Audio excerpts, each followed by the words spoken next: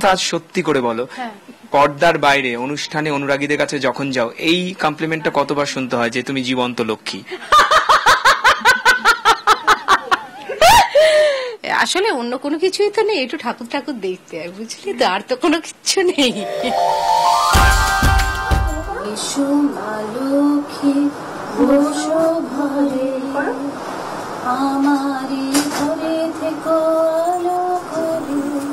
অনেকের বাড়িতে লক্ষ্মী পুজোয় হোম হয় না, কিন্তু আমাদের বাড়িতে লক্ষ্মী পুজোয় মাস্ট হোম হয়, এবং যে কোনো পুজোতেই আমাদের হোম হয়। আর দ্বিতীয় কথা হচ্ছে যে আমাদের কিছু 3-4 রকমের নাড়ু যেটা থাকতেই হয়।